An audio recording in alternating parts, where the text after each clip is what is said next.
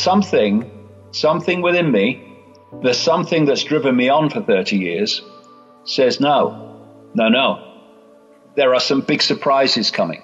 And this cult is very vulnerable to people awakening to it, because its biggest source of power is, apart from human power being handed to it, is the fact that people aren't aware that it exists. But more and more people are becoming aware.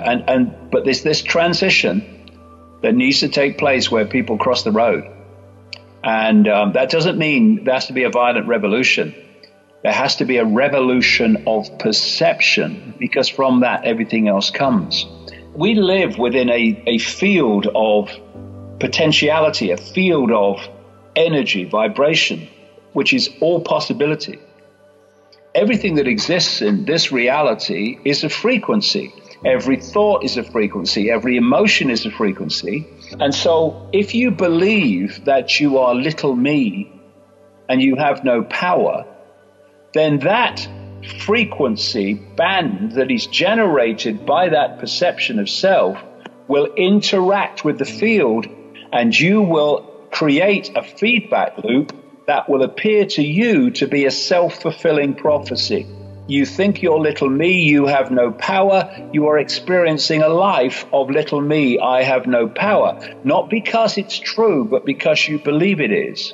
And when you open your heart and you open your mind and you re-self-identify from I am are labels to I am all that is, has been, and ever can be, having a brief experience, then that your band of frequency explodes both in its breadth and scale and in its frequency, and you start interacting with the field of possibility and probability at that level.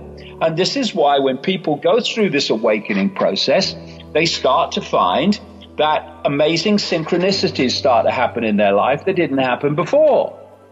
Coincidences and bits of luck and things just happening when you need them, or meeting people in strange circumstances. My God, fancy seeing you here.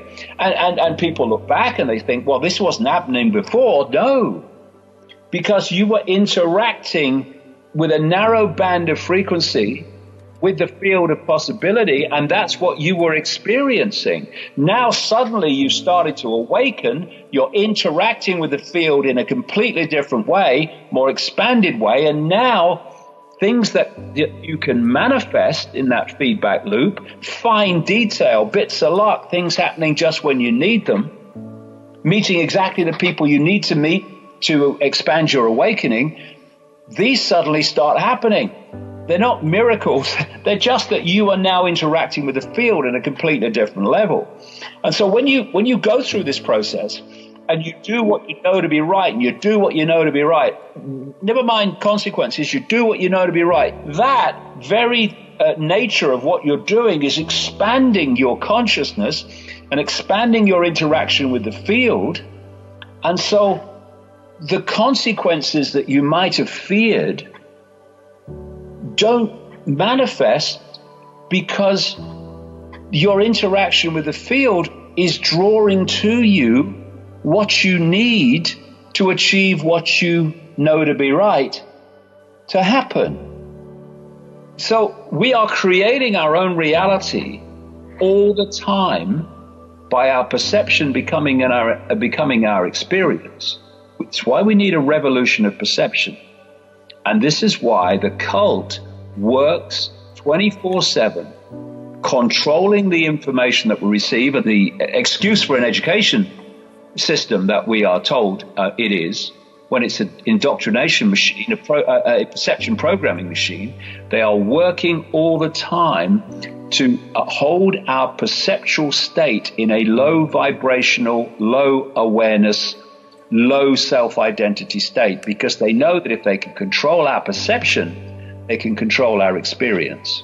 And we can take that control back whenever we choose. And when we do, people are going to be shocked at how their life will change and how all the consequences they thought would happen don't actually happen.